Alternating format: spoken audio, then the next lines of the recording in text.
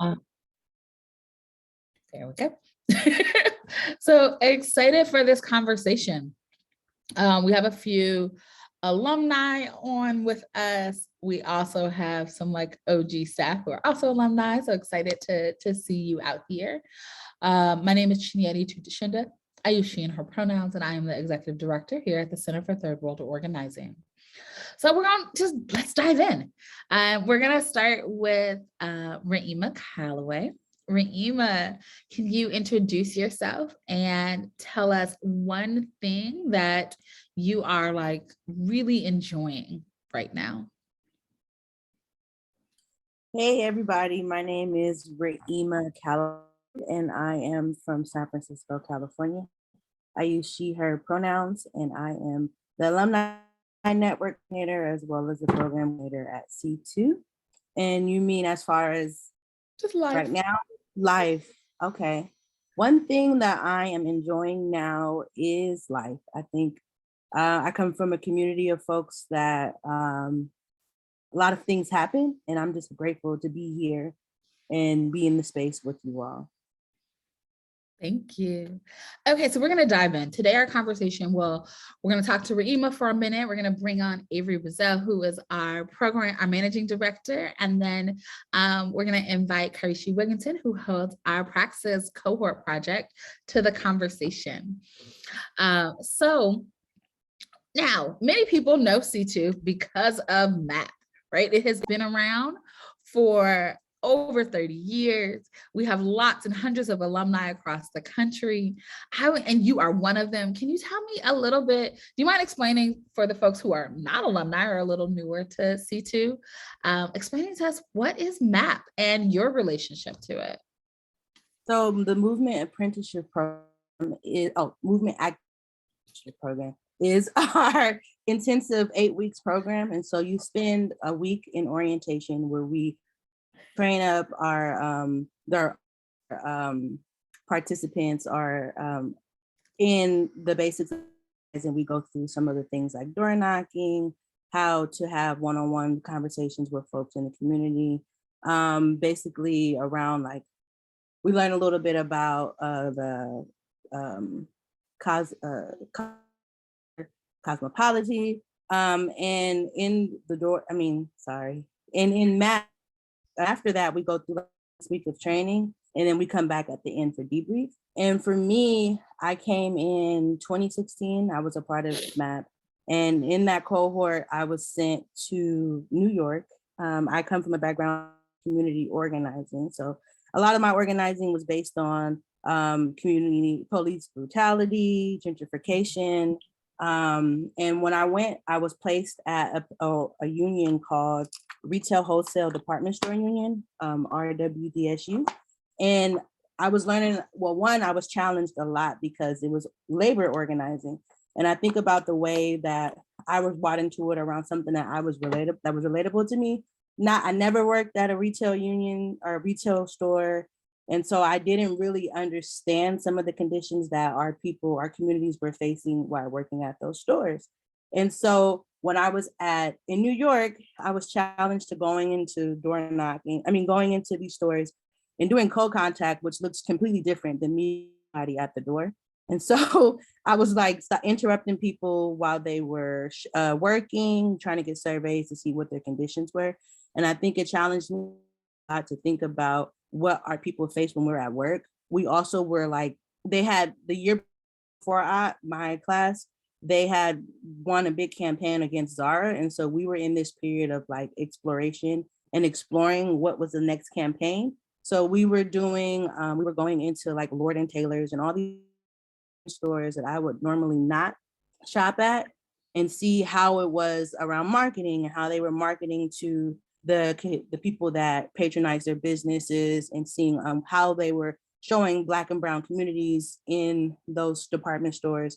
And I learned a lot around like the marketing, and specifically that time there was like this race type of like, they in all of this department store throughout the store, they had Black bodies as far as like but they were only in the sports section, or in the store they looked like animals or animalistic characteristics. And we were building a campaign around that and just doing some things around exploring. But I know a lot of folks over the past 35 years have been a part of MAP and have had different experiences, and that was just mine. Yeah, thank you for that, Amy. And I know you talked a little bit about kind of you jumping into community organizing and being brought in through the things that you were most connected to. Can you tell us a little bit more, like what brought you into organizing work, right? Before MAP, and then what's keeping you here? Yeah, I think, well, I was always an organizer in my own right, but didn't really have the terminology or the grounding that I received when I joined the movement. So I had began, like when I was a teenager, I'm from San Francisco. And so San Francisco has the highest displacement rate of folks in the country. And so when I was 18, I was noticing that community organizations were pushing for people to rally behind position. And in the history of San Francisco, when they talk about jobs, to me, it was like gentrification is coming. They're like, oh yeah, we have this proposition where we're going to beautify the neighborhood and you guys are going to get jobs. And once it was over, you see a whole community being displaced. And I think at that time, I was like, this is like, why are y'all rallying a proposition? I think it was Proposition G at the time. And the community organization was a very trusted organization, and they were pulling people to the polls to vote for it, but people really didn't understand what they were voting for. And so fast forward, I went off to college and came back to Proposition G being in effect, and my community not the same. Like it was gone. Like people weren't no longer here. And so I had got a job with the Department of Public Health. And at that job, I was complaining because I was like, y'all have you make prescriptions or medication for things that don't exist. Like you're not really engaged in the community. You don't really know what's going on. And I would complain or talk to my supervisor, and she was like, well, I don't think you should work here. And I was like, oh, shit, I'm about to get fired. But she was like, oh no, not like that. I think that you should go to another job that, so she informally set me up at Power, People Organizing to Win Employer Rights. And I didn't know I was on, but I was just expressing some of the things that I had concerns around being in San Francisco and a youth and not really having the place to do that. And there I learned was running the same ballot, Proposition F, which would consider some housings for like space people in the community. And I was like, wow, I didn't know that you all were doing that. And I ended up getting at Power, and then Mike Brown was murdered. And that's when I was, oh my gosh, I was hella mad. I was looking for to go into the community and kind of express that anger that I was having. And when I went into the city, it was a sea of white folks looked like me. There weren't any people, but Black folks in there, like expressing the way that they were against us. And then I ended up going to Ferguson and met Bree and other folks, and then I actually joined the Bay Area Black Lives Matter chapter, and I was jumped into the movement by the sexiest part of organizing, direct action, and I was a part of Blackout's first highly dope ass action called the Black Friday 14. I was one of the 14 folks that chained myself to the BART, and Chinyere was actually one as well, in highlighting ways the war waged against Black folks in the Bay Area in solidarity with Mike Brown. And it was one of the busiest shopping days of the season, and we were able to rep business as usual. And that was the first time that I was able to make an impact with my body and feel powerful. And so from there, I was seeking to be developed as an organizer to be able to bring more of my community into those types of spaces. Thank you, Amy. And I'm assuming that's some of so you shout out a bunch of folks, but that's some of the work that has kind of kept you here, right? Like what is the thing when we're talking about bringing young folks, bringing people like yourselves who see these issues, see the problems, but don't have the language, right? Like that is what we're talking about when we're talking about building movements. And I think you articulated that, giving that kind of scope and example of what that can look like and what that has looked like for a lot of folks. So you say you worked with our alumni. Specifically, are there any things that you feel like you've learned when thinking about what does it mean to build movement from working with them for the past 3 years?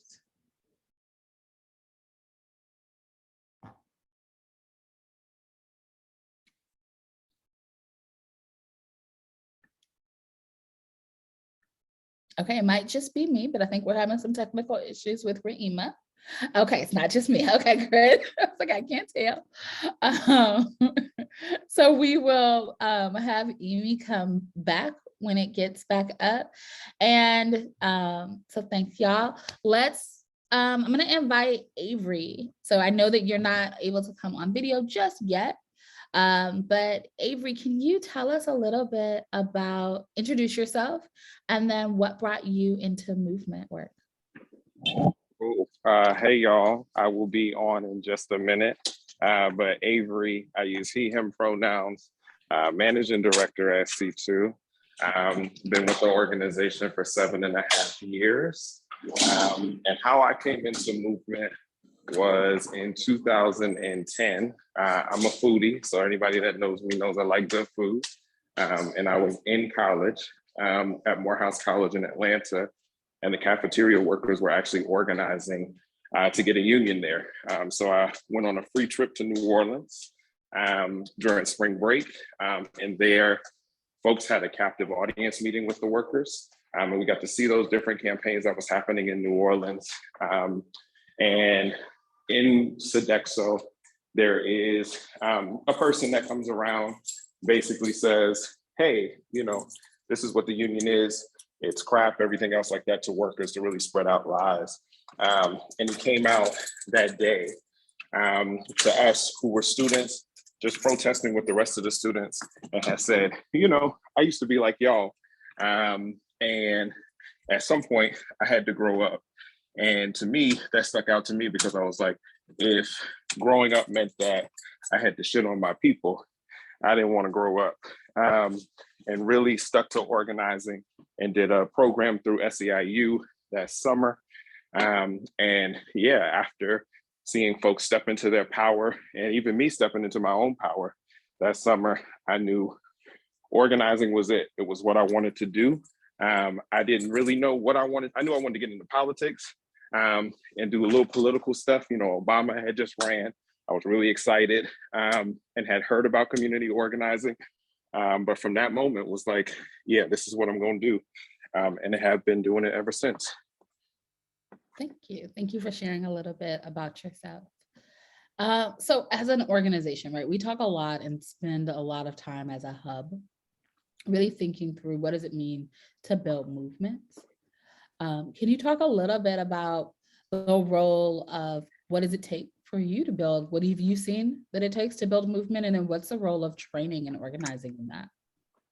Yeah, I mean, it takes vision, right, to build a movement.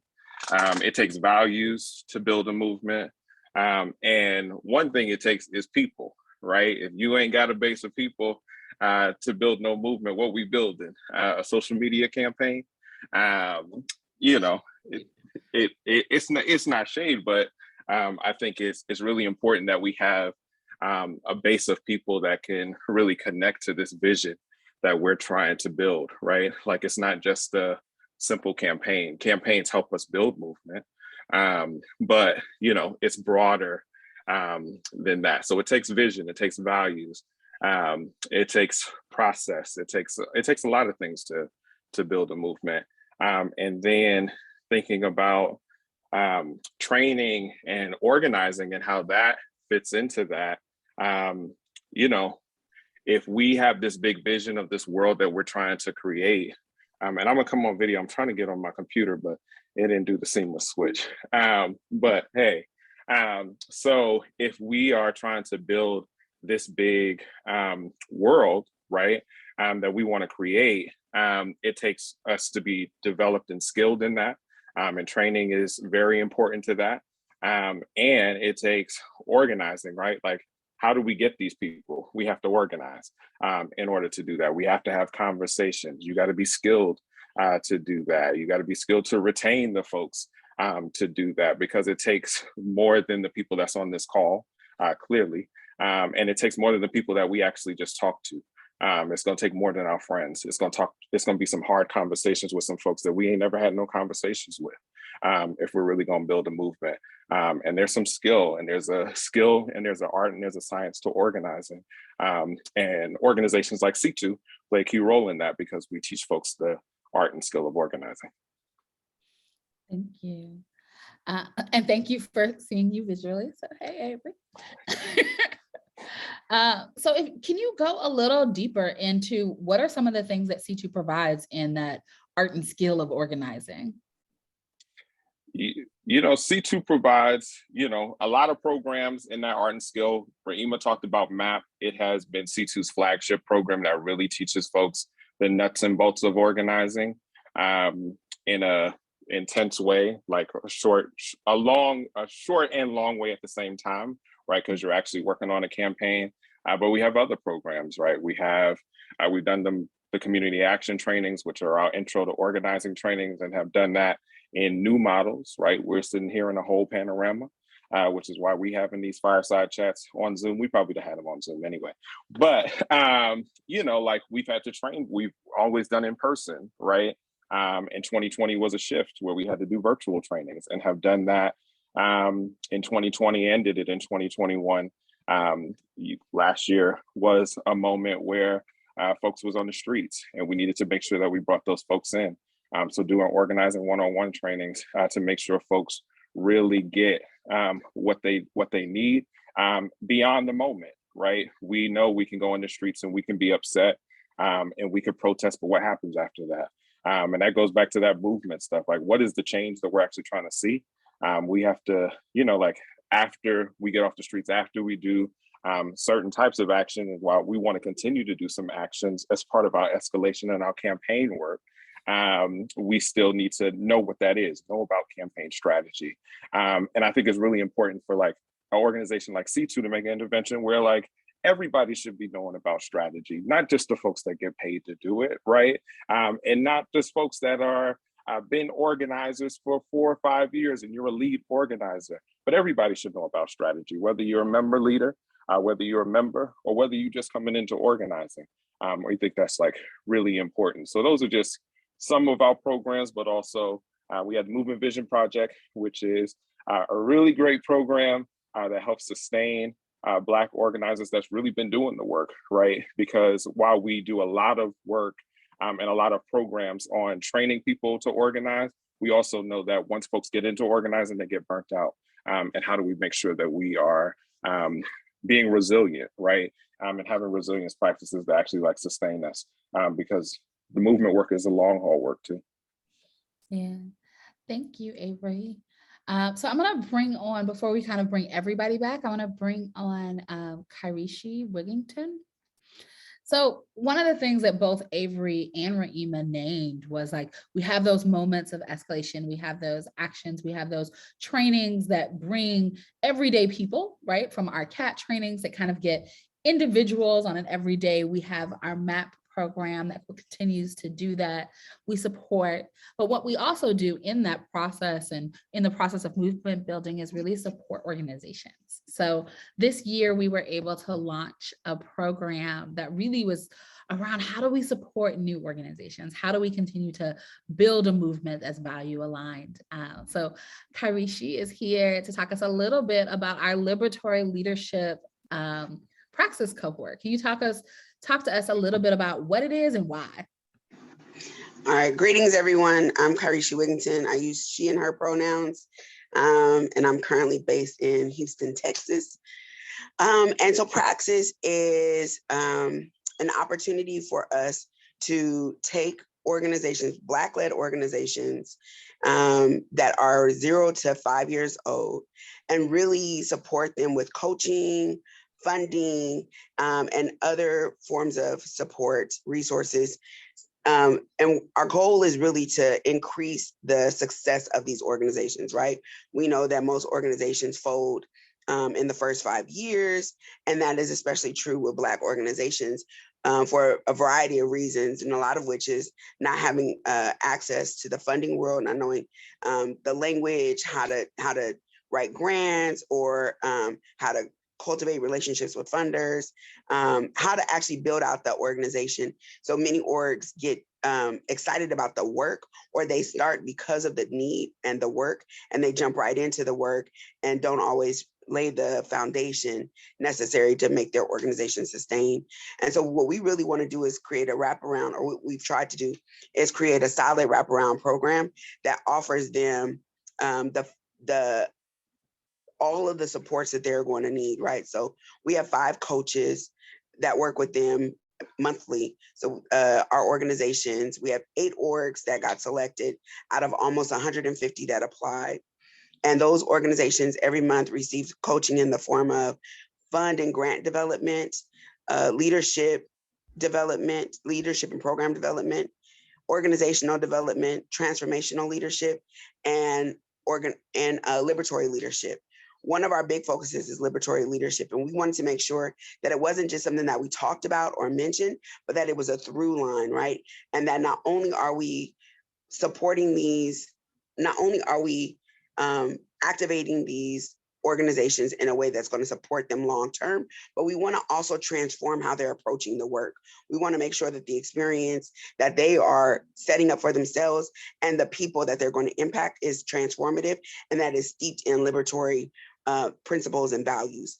Oftentimes we see that orgs do that externally with the people that they're servicing, but we want to make sure that it's also embedded in their framework.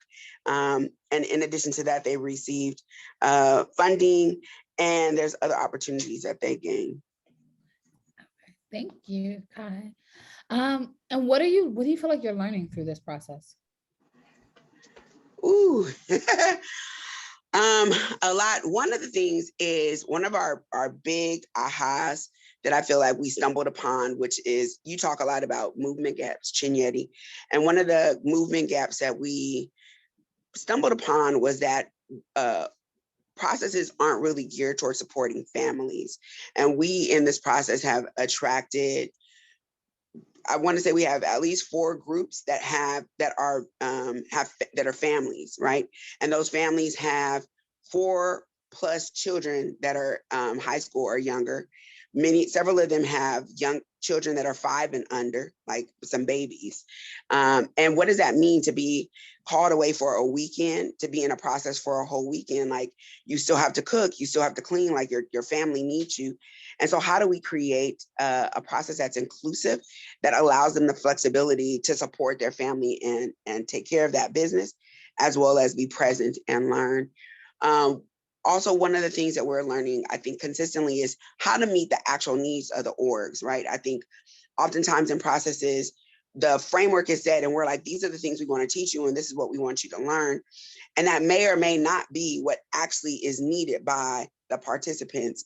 And so while we have some of that, we've also created the structure in a way that's flexible enough to meet the actual needs. So for instance, like wanting to figure out how to support these families. We have several organizations where they're partners, romantic partners that are leading the orgs. We have one organization that's a mother-son dynamic that's leading the org, right? And so those present particular challenges that need to be addressed in terms of supporting them, right? We have groups from like Black farmers to a podcast. They have very different needs, right? We have an organization that's supporting survivors in movement work, very different needs. And so how do we have our coaches set up in a way where they can talk about funding, not from a general standpoint, yes, some general, but also for the actual needs that each of those organizations has. And I think that's been those have been like some key learnings. And I think the last thing I would say is just how great the need is. Like, initially our goal was to support 5 orgs. We were able to, due to some extra funding, expand that to 8 organizations. And we had almost 150 groups apply, right? And some of that is there's just not like, it's so competitive, the grants that do get released. Some of that is a lot of those folks who applied are not a part of the normal funding routine, right? They're not in the in crowd, the funding in crowd. And also some of that, and what I found from people who applied, is that what made our process so sexy, I guess, in a sense, is that it was values aligned, right? Like we wanted people not only to be Black led, but to have an anti-capitalist framework, to have an organizing framework. Not that they had to be organizers per se, but that had to be part of their value system and understanding. And one of the things that we heard back was that a lot of the funders that a lot of the funding that gets released are from foundations or entities who are not values aligned. And so that lets us know even more so how much of a need there is for the kind of work that Praxis is offering. Well, thank you for the spill. I'm like, okay, we can tell you are passionate about it and excited. So that's also helpful. I want to bring back, I see we got you, Emi. So bring back Avery and Rheema, right? So we've talked and been able to share a little bit about the work and the projects. And I'm going to talk a little bit about like C2 over this past year and a half has been in transition, right? We have taken on and really moved into the role, which the organization has always done in some way, of really serving as a hub and a place for experimentation and incubation of new ideas, and move to a way to really formalize that and structurally hold the Blackout Collective and Ruckus Society and BLLI, which if you're interested in learning more about those, they have little chats later this week, so you can hop on and learn some more. But over the 40-year trajectory and 40-year history, like this is kind of where it has taken us. So wanting to name that, I would love to hear from y'all, like what are you, as each of you have been a part of that for in different ways and have come in different places, what does that mean to you? What excites you? What scares you? What do you see us serving if you look into the next 3 to 5 years as this new kind of iteration? And I'm gonna start with you, Avery. Well. I am, what I'm most excited about is our impact, right? Who we're able to reach over the next 3 to 5 years. It's also, like so many people have come in to the movement in the past year and a half. And when we were talking about this hub and coming together, like you just think about like what happened the past 4 years, who's come in, right? It's been different folks. I think about my sister, right? Who she knew I was a social justice person, but she left me to do that work, right? She's like, that's the work that you do. But she got it a little bit more with 45 in office, right? And what that meant. And then on the top of that, in the midst of the pandemic and what that has, meant for us personally, it's also like, like we had the uprisings that happened, right? And it was different in 2020 for her and for many others, and even what it was for us, like that are on this call in 2014, right? So just so many folks like have come in this moment, and so many folks are motivated, and we'll be able to reach them. Why? Because we've grown. And we can we can do the work that we need to do and not have to worry about every little thing because of some of the internal stuff. So like folks that are working on program for the most part can work on program, right? And that's exciting to like vision and like we're not moving out of a place of scarcity, but we're actually moving in a place of abundance. And that's exciting to me. It's also scary, right? Because I see Farhan on the call, right? Who's a former director. Like that's how I came into movement. That's when we talk about coming to movement. That's one person that brought me into movement, right?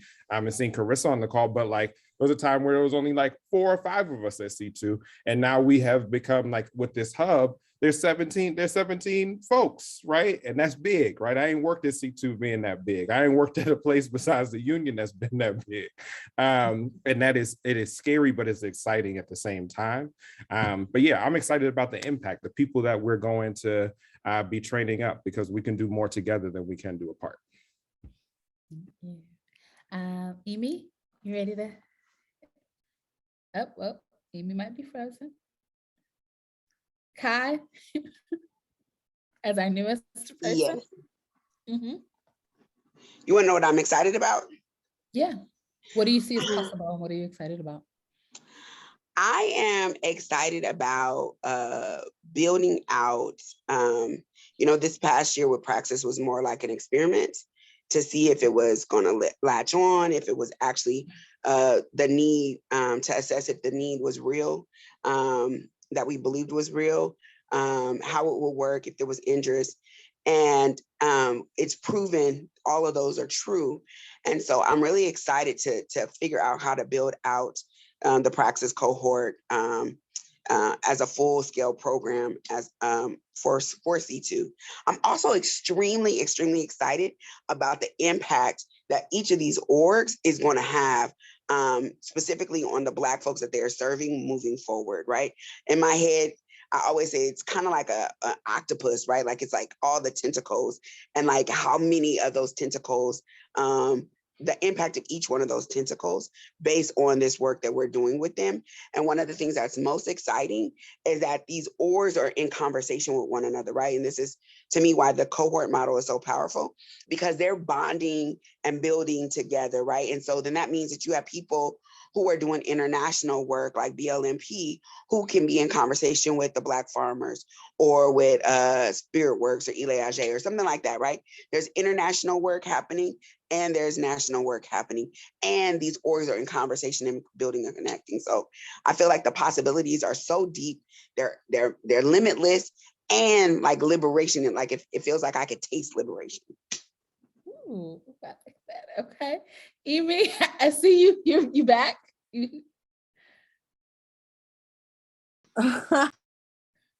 My internet is shaky. I'm so sorry. Okay. What was the What are question? you excited about? Oh, I'm really excited about this phase of like exploration. I feel like C2, like Avery mentioned, we were a 3-person team and now we're 11 people.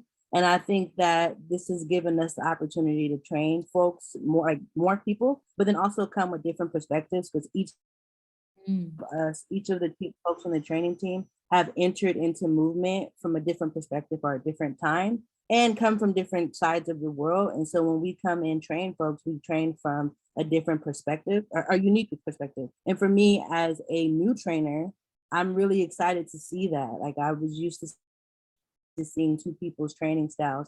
And I feel like I'm able to see that the different folks on the teams train and bring themselves into the room. And so I'm just really excited about how many people we're going to be able to reach, because now we're doing virtual trainings, like Avery said before. And then now we did our first in-person training 2-3 weeks ago, and it went really well. And so I'm just really excited to see how many more people we can train moving forward with our virtuals and our intentional trainings and with MAP. And so I'm just really excited about that.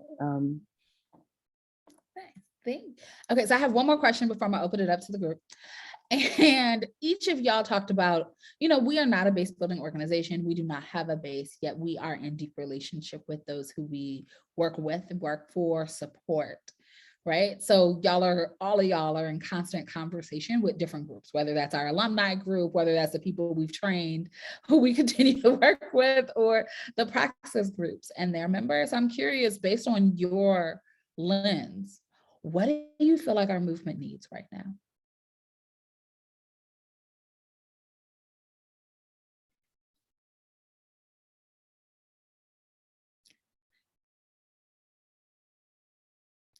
Avery?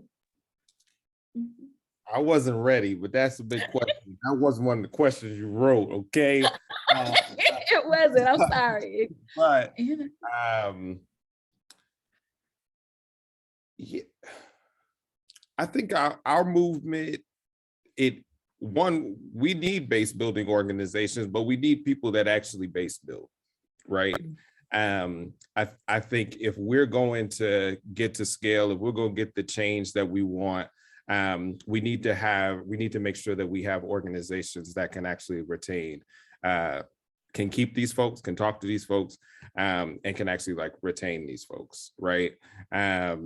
And this is our, when I say folks, that's our people, right? But what you call it.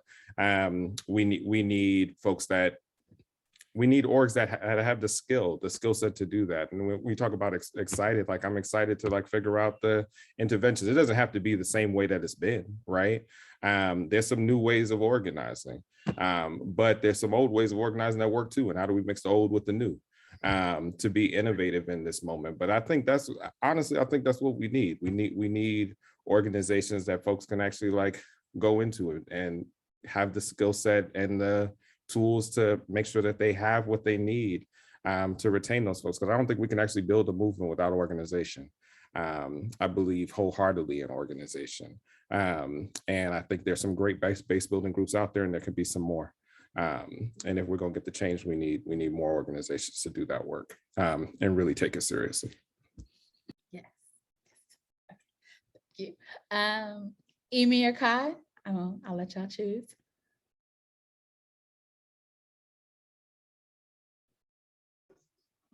I guess I'll go.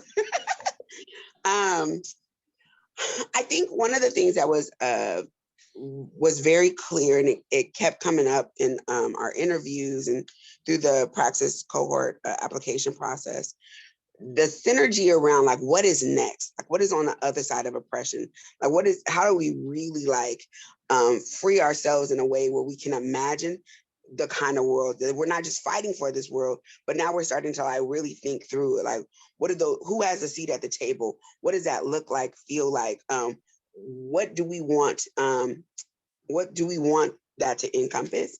And really allowing us to be in a dreamy imagination phase so that we can really start to manifest that, right? That it's not just something that we're fighting for, but we're actually like building it out. I think that is something that has come up for me a lot. And then in terms of other movement needs, I'm really interested in what it looks like to support 25 to 35-year-olds in the movement, if they're building organizations, or how do we for instance, take the work that they learn in something like the MAP program or other programs in C2, and then take that into the world. So almost like we have like these change agents in whatever they're doing, but they're taking those values and that approach into the work that they're doing in the world. Amy.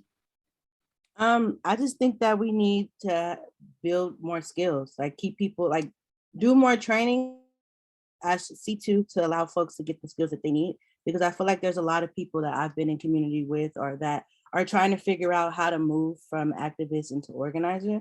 And along with having these folks that are coming into these base building organizations, we need to continue to do the work that we're doing so that those folks can be sustained within the organization. So I think for us as an organization is just finding these organizations that need us or need to have their folks just developed and continue doing that work. I got one more thing to add. Kharyshi actually made me think of it, because you talked about like folks that are in their 30s, right? And what that means. And I think about like also what's needed is programs for organizers that's been organizing for about, after you come into, you've been an organizer for a little bit, right? What's that middle ground training, right? We put people into these director positions, we put people into these high level positions. Folks have come in to organize, they got the basic stuff. But what's the in between that happens, right? I think there's a gap where folks have been at an organization for 2 years, and there's a lot of folks that don't even stay at organizations for 2 years. They just hop around. And they're looking for something. Or after you've been there 2 years, what do you do with those folks when they're not ready to be a director yet? Like what happens in that in between? I think there's a gap there that movement also needs. Organizations actually need. Like people have been organizers for 2 years, and then they go, well, where do I go? What training do I go to now? I didn't learn how to do or not. What's next? Thank you. You got another one? You got one more. Come on. And for those, as Kai is going, if you have a question, please just put your name in the chat so we can make sure we get a stack. Okay, go for it. I think that the last thing that I really am interested in seeing is just the idea of like health and wellness. I know that, right now, like it's a big thing around like self-care, but really health and wellness for the people who are on the front lines, if you're the person that's base building, that's connecting with all of these individuals, that's hearing firsthand stories and taking all of that in, what is the medicine spiritually, emotionally, physically that we need to make sure that we are our healthiest selves so we can continue doing this work, that burnout is not like so prevalent, that we are well, like we are well taking care of folks, helping them to get well, but not that we are taking care of folks and we are sick. So I think that there's a lot of work that needs to happen in that way that I'm really interested in. Thank you, Kai. So we have one question. Claudia, do you want to come off mute and say your question? Hi there, I'm Claudia Armann. Get some decent lighting here. I'm the director of the McCune Foundation in Ventura, and we fund social justice organizations in Ventura and Santa Barbara counties. And we have been a big fan of C2 for a while, since you came down to Oxnard and did a training for us a long time ago. And then in 2017, we hired your team to come and train some groups for us in Santa Maria. Avery's nodding because he might remember meeting me. I want to thank you for this conversation. It's so energizing, and I love how intentional all of you are about the work that needs to happen and what needs to happen for the work to happen effectively. And I had a question about the geographic area that you serve, because I'm like constantly encouraging our groups from way down here to go north for your trainings. And what is your geographic range, and can I continue to do that? Yeah, But we're everywhere, right? I think we come to people wherever they're at. We still, like C2 was founded in the Bay. Rheema is still in the Bay Area, but we service everybody around this nation, right? We were just in Chicago. That was our first in-person training that we did. We did MAP in Atlanta this year. If we need to come back to Santa Maria, we come back, right? If we need to come back that way, we come back. So and like also the virtual stuff, because this pandemic's not going anywhere. But yeah, we'll train it. We're still training in California. We're training in New York. We're training in the Midwest. We're training in the South. If you need us, we're here. We will come to you. Good to know. thank you. Yeah. Any other questions? I thought I saw someone come off mute earlier, so I want to see.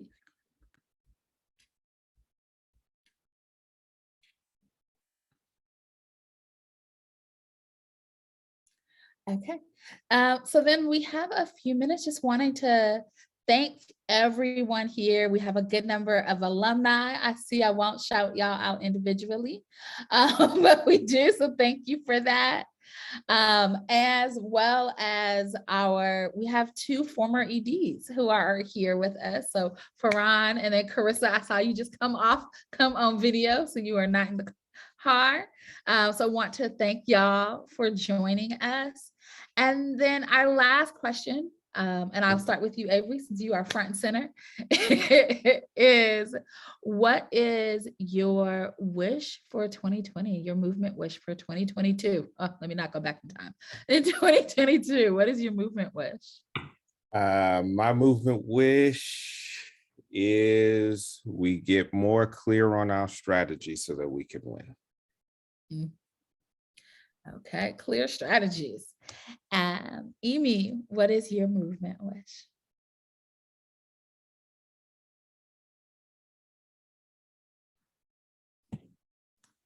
For me, my movement wish is to be able to reach folks that we haven't reached before.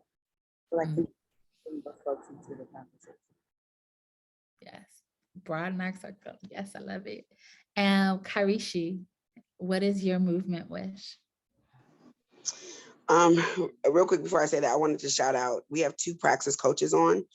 So Liz Darius is, in addition to being a MAP alum, she is our coach for liberatory leadership. And Chinyere is also one of our coaches. She does our grant and fund development coaching. So I want to shout them out. And then my movement wish, I want to deepen, really build out like what is possible for Praxis and secure funding for like at least another 5 to 10 years. That would be my goal. Okay, thank you. So yeah, want to thank everyone who's here. All of our oh yes, oh wow, 20 years. Okay, go Liz. MAP alumni 20 years ago, and coach currently. So really want to just take the time again to thank y'all. Thank you so much for joining us and popping in for a little convo today. And yeah, look forward to seeing y'all next year. Have a wonderful evening. Thank you, everyone. Thanks.